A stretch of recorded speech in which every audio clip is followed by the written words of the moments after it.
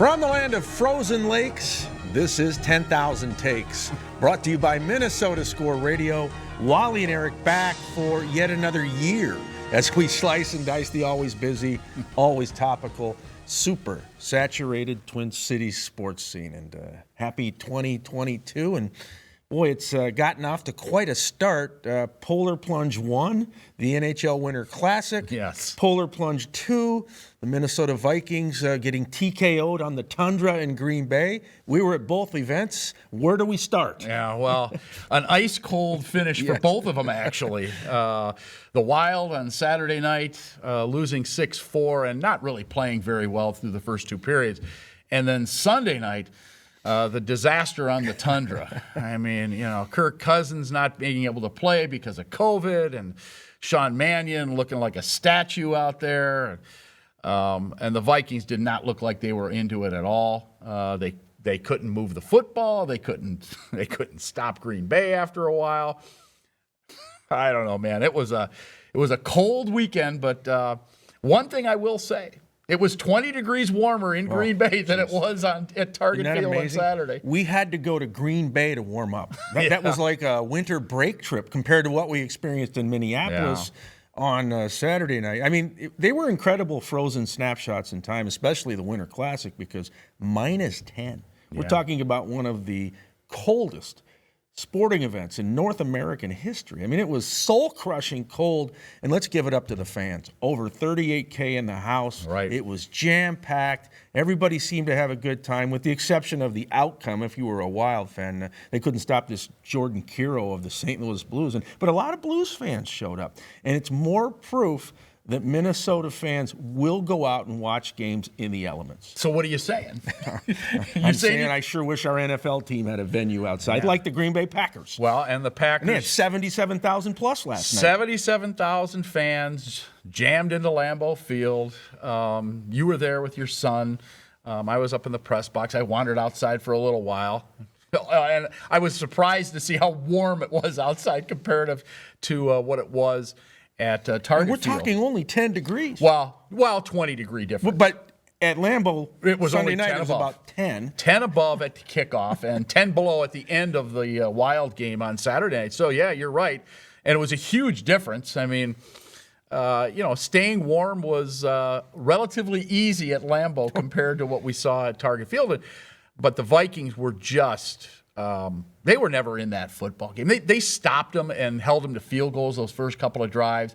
But once Aaron Rodgers got going, boy, it was curtains for Minnesota, and predictably so. No question. And Aaron Rodgers is so locked in, and I think he can see the chance of maybe getting another Super Bowl ring. That's not a given, but any game they play in the postseason will be at Lambeau. It will be in January, so it's going to be more of that ice cold type weather they get. But he and Devontae Adams, a fabulous quarterback wideout tandem. But from the Purple perspective, you don't have Kirk Cousins. Right. You lost him midweek with COVID protocol. So why do you go with Sean Mannion when you've invested in Kellen Mond, a round 3 pick out of Texas A&M? Look, I have no idea how good Kellen Mond is, but to me, this is the perfect opportunity. Get his feet wet. See what he can do on NBC, on the Tundra. But no, they go with Mannion, and then they put Mond in late in an impossible situation. And then they take him out and put him back in again. And when asked afterwards why he didn't use Mond, he says, well, I've already seen what he can do in practice. Well, that practice isn't the game. I don't care how you slice it. He being Zim. So what Zim is saying is that Kellen Mond is not ready. And why is Kellen Mond not ready? Does he not have the talent? Is he not going to be an NFL quarterback that can help the Minnesota Vikings long term? First and foremost. So that's a mistake by Rick Spielman again, isn't it? Well, not ready. He hasn't had a chance yet. Now, obviously, he sees him. We don't. We're not there in practice. But there's a lot of young guys getting chances this year in the NFL. Some have done very well. Some have struggled. Trey Lance yesterday got in because Jimmy Garoppolo's out and threw a couple of touchdown passes. Huge win for San Francisco. Right. So I don't see any harm in giving him the opportunity. That's when you can find out what this guy's all about. But it says a lot about the Vikings. When the highlight of the night was Garrett Bradbury, your offensive lineman, catching the deflected pass like Franco Harris. Yeah. It was like an immaculate reception. And what did he go, like 21 yards? He had yak. It was huge. He might be their new tight end. And the other problem they had is Sean Mannion was their leading rusher. He outrushed Dalvin Cook. That's incredible. So what does that tell you? Well, and I knew going in, and this is, the elephant in the room if you're Green Bay. Shut down Dalvin Cook, bottle him up. Of course. Make sure that Justin Jefferson doesn't go ballistic. He never did because Mannion couldn't get him the ball, and you win the game. It was that simple. Yeah, and defensively, once Aaron Rodgers got going, he just picked the Vikings apart, as usual. You knew. I was surprised when they didn't get into the end zone those first couple of tries. I was like, wow, the Vikings defenses they showed up. But, boy, once he hooked up with Devontae Adams that first time, you just kind of knew. And it was all of a sudden it went from 6 to 13 and then 20, and it's like, okay. And Greg Joseph hits the 51-yard field goal, which actually was the play of the game until the Garrett Bradbury reception. Yeah, Rodgers is just he's so pinpoint. I mean, he dropped one into the bucket for Devontae on a kind of a flag route or a pylon route, and then the Allen Lazard catch. Great catch by Lazard, right? But Aaron throws it in only a place where Lazard can make a play or it's incomplete. I think, 35 touchdowns now? 4 interceptions on the year, so he might be a back-to-back MVP. And Packers look good. And the Vikings are out of the postseason, and they will not be in the Super Bowl for the 45th straight season. And in the Zim Spielman regime, that's 5 trips not going into the postseason and only 3 times actually entering the playoffs. And they are on thin ice. And speaking of ice, the Wild for 2 periods were on ice against the Blues. So cold weather did not do Minnesota's teams any good at all this weekend, although I'm not going to blame the cold for the Vikings' loss in Green Bay. No, and I'm not going to blame the cold for the Wild losing to St. Louis. And by the way, Minnesota's lost 5 in a row, the Wild. Right. So Polar Plunge 1 and Polar Plunge 2 didn't go very well if you were cheering for the Wild or the Vikings. Look, the Wild have to fix this. They're in Boston on Thursday. They come back home and play Washington. And their big go-to crutch is, well, we haven't played a lot because of COVID. Well, neither is anybody else. Exactly. The league shut down on this COVID pause. You got to man up and deal with it. And I hope that's what Dean Evison is telling his team, because St. Louis is real. And Nashville's good and Winnipeg's good. This is going to be a challenge. And their elevator's going down now. They can right the ship. But I'm a bit concerned about Cam Talbot. You go back to that Dallas loss when he gave up 7, and then he gives up 6 in 2 periods against St. Louis. That's 13 goals allowed in 5 periods. Where's his confidence right now? Well, and it can't be great. And, no. Capel came in and played the 3rd period, and I was surprised, actually. I think Evison did him a favor.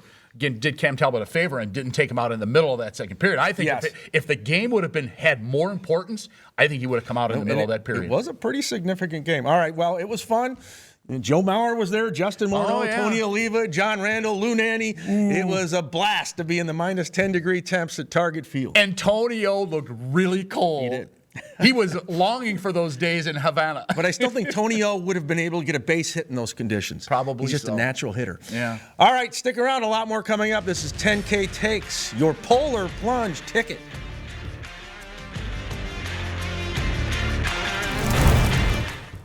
I've been meaning to give you these for many years. I think they're perfect.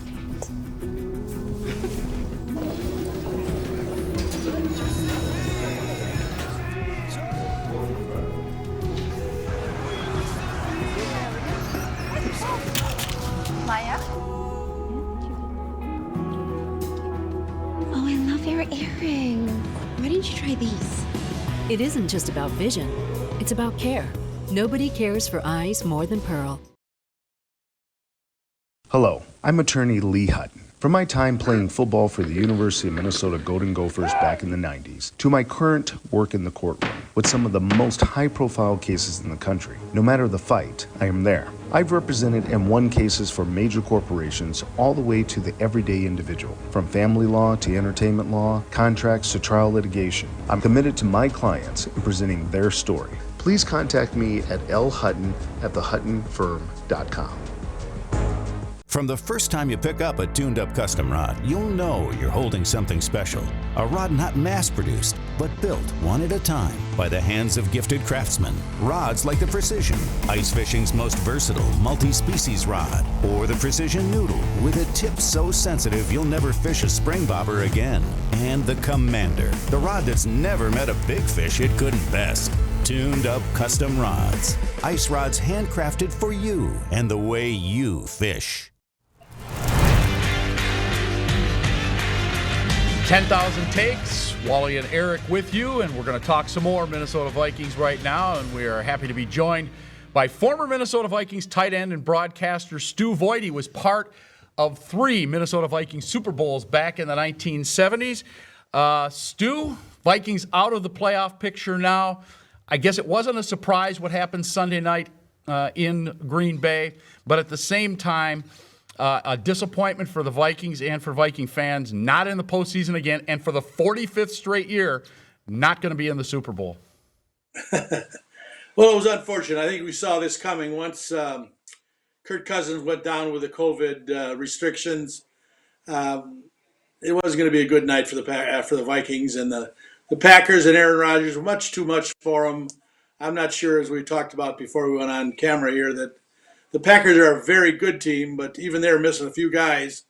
So home field advantage is major when you're a Packer, because anytime you put up at Lambeau in the winter, it's going to be a favor to the Green Bay Packers, because they seem to know how to play on that field. So, Stu, we knew midweek Kirk Cousins wasn't going to play. You've invested draft capital in the youngster Kellen Mond, third-round pick out of Texas A&M. But Mike Zimmer goes with Sean Mannion, and he certainly wasn't ready for the NBC primetime bright lights. So I would have gone with Mond just to see maybe what you have. Your thoughts? Well, I can see it both ways. Obviously, Mannion, he's not really a veteran quarterback. He's been around, but doesn't have a lot of game reps to show on his repertoire. So I probably would have gone with Mond also, and then you know what you're going to get. I think harken back to when Christian Ponder went down. We put Joe Webb in years ago up at Lambeau, and when your quarterback is not your main guy is not in a quarterback, you got a major problem. We also, I'm not sure the Vikings played with a lot of heart last night, and I think they felt the impending doom which is coming, which is, what do you do for, you're thinking about next year and not even about the Bear game, that there'll be probably some major changes around here starting in a week or two. They only got 27 yards on the ground. The key, I think, to their being able to stay in the game on Sunday night was if they're going to be able to get Dalvin Cook going. That obviously did not happen. He only had 13 yards. Actually, Sean Mannion had 14 yards rushing, so he outrushed Dalvin Cook. That kind of tells the story. The Packers knew that they were going to stop Dalvin Cook and they would stop the Vikings. That pretty much is exactly what happened. Well, you win the game, the battle's up front. The offensive line did not do a very good job creating any holes for Dalvin Cook, and quite frankly, after a few carries, he didn't look like he was as motivated as he is when he can get off the block early. They weren't giving him much running room. Cold night, no support from the offensive line, and nobody could get open downfield. Missing Adam Thielen, all of a sudden they could double cover Jefferson and give him some different looks, and the supporting cast didn't give Jefferson or any of the quarterbacks any time to really get something going. So it was, you saw when the spread went from about 6.5 to 13.5 that everybody who knew football knew this was going to be a tough night for the Vikings. Stu, on the flip side, Aaron Rodgers could win his second straight MVP, and boy, is he in sync with Davante Adams. Do you think that's the top quarterback wideout tandem in the NFL right now?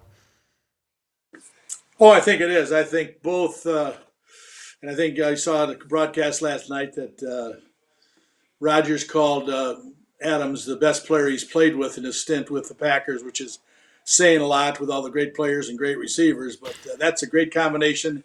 They seem to work with those back shoulder throws and different things that it just comes from years working together and knowing when to go to the back shoulder, when to throw short. Rodgers, for all the hoopla because of his stance on COVID, I mean, he's gotten to be a kind of a disliked guy other than probably in the state of Wisconsin, my home state. But he's a great quarterback.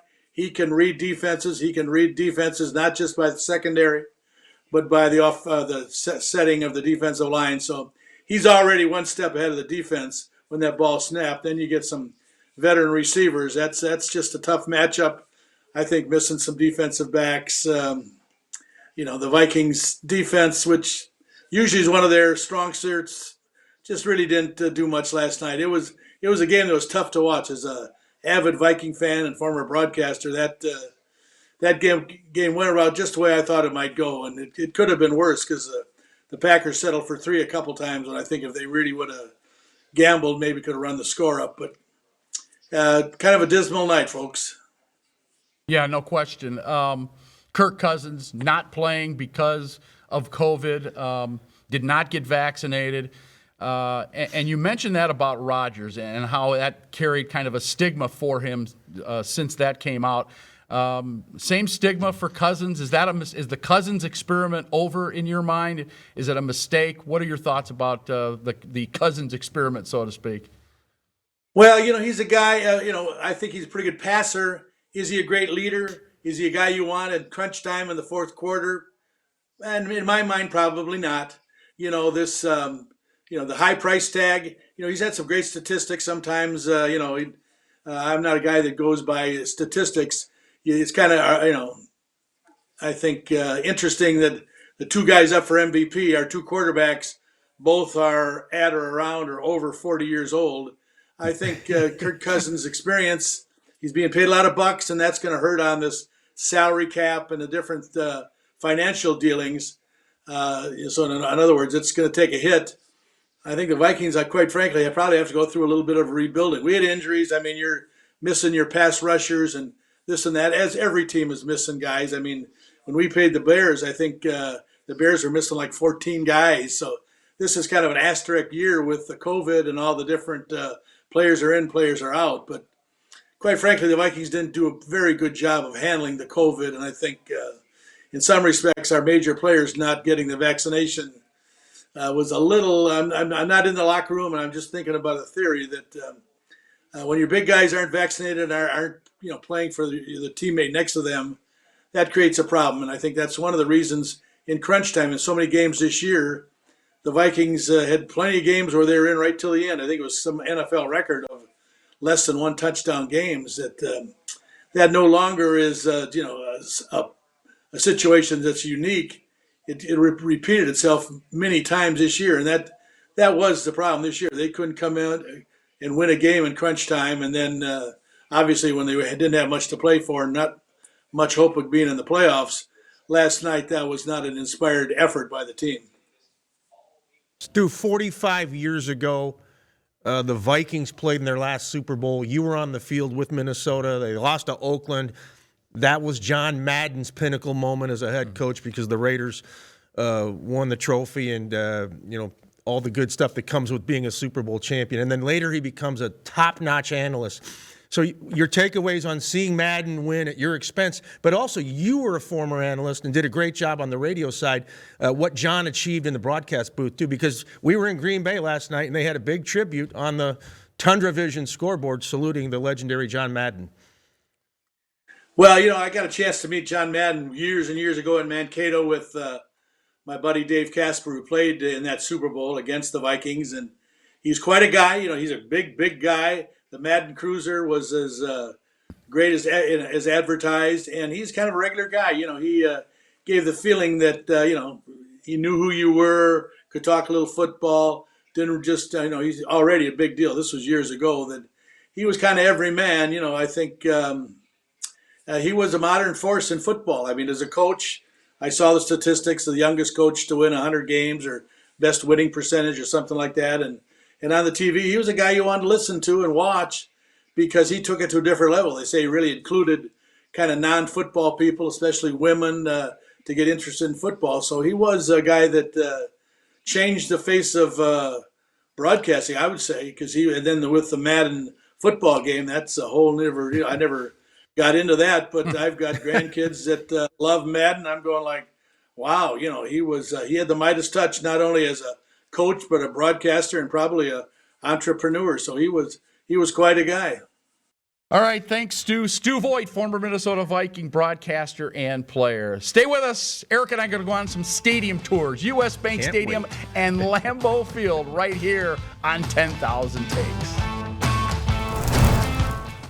Hello, I'm attorney Lee Hutton. From my time playing football for the University of Minnesota Golden Gophers back in the 90s, to my current work in the courtroom with some of the most high-profile cases in the country. No matter the fight, I am there. I've represented and won cases for major corporations all the way to the everyday individual. From family law to entertainment law, contracts to trial litigation. I'm committed to my clients in presenting their story. Please contact me at lhutton@thehuttonfirm.com. From the first time you pick up a tuned-up custom rod, you'll know you're holding something special. A rod not mass-produced, but built one at a time by the hands of gifted craftsmen. Rods like the Precision, ice fishing's most versatile multi-species rod, or the Precision Noodle with a tip so sensitive you'll never fish a spring bobber again. And the Commander, the rod that's never met a big fish it couldn't best. Tuned-up custom rods. Ice rods handcrafted for you and the way you fish. I've been meaning to give you these for many years. I think they're perfect.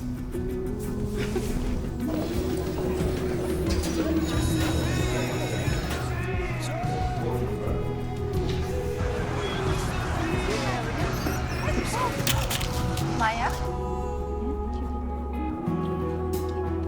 Oh, I love your earring. Why didn't you try these? It isn't just about vision, it's about care. Nobody cares for eyes more than Pearl.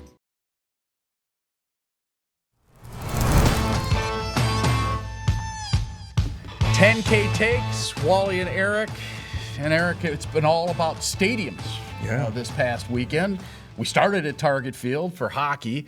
Then you and I ventured over to Lambeau Field. And, of course, the Vikings, their home is U.S. Bank Stadium. So I was thinking, you know, Lambeau Field has those stadium tours. Yes. So I thought maybe we should take a little tour. You can give us your perspective on what you would see at Lambeau, and maybe I'll throw in comparatively what you get at U.S. Bank Stadium. Yeah, I took the Lambeau tour once.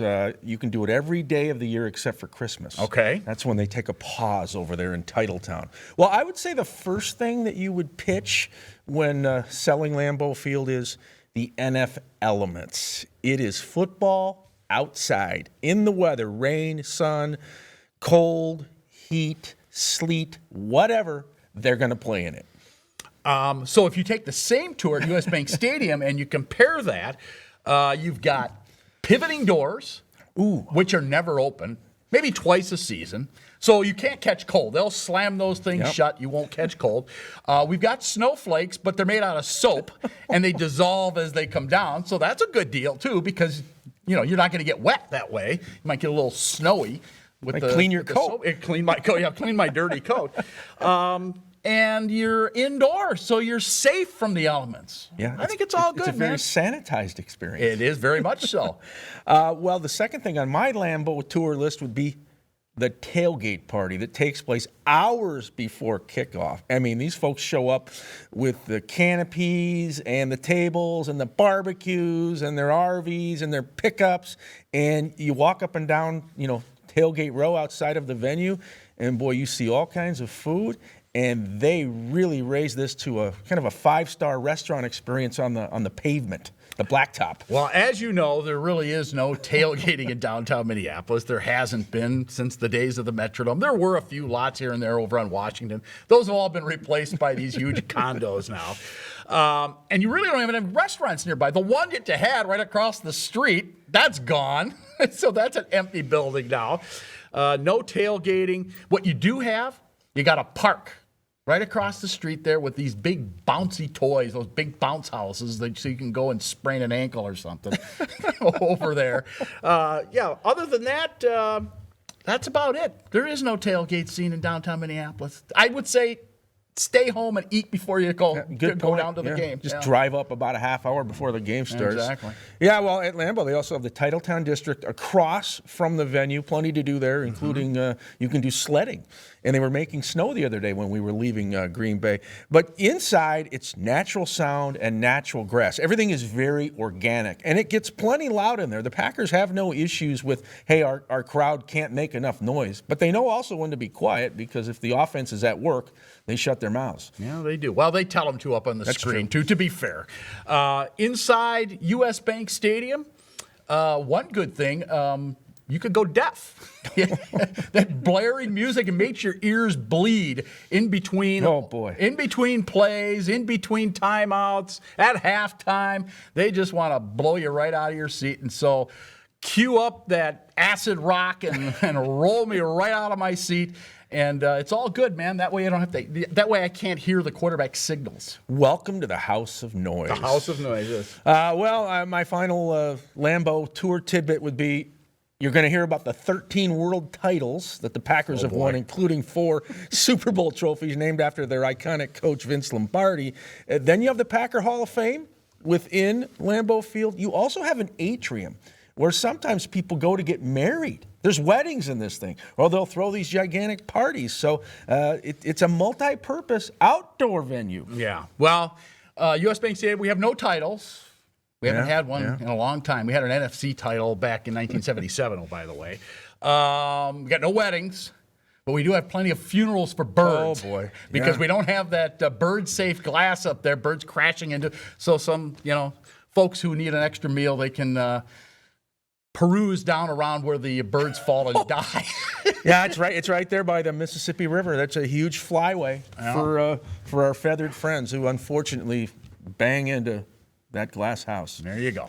All right, we'll take the stadium tour. When we come back, our final segment, Takes of the Day. Stay with us.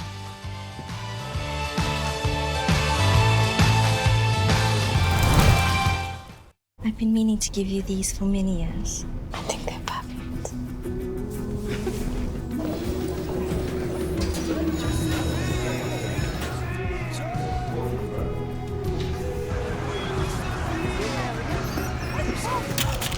Maya? Oh, I love your earring. Why didn't you try these? It isn't just about vision, it's about care. Nobody cares for eyes more than Pearl. Hello, I'm attorney Lee Hutton. From my time playing football for the University of Minnesota Golden Gophers back in the 90s, to my current work in the courtroom with some of the most high-profile cases in the country. No matter the fight, I am there. I've represented and won cases for major corporations all the way to the everyday individual. From family law to entertainment law, contracts to trial litigation. I'm committed to my clients in presenting their story. Please contact me at lhutton@thehuttonfirm.com.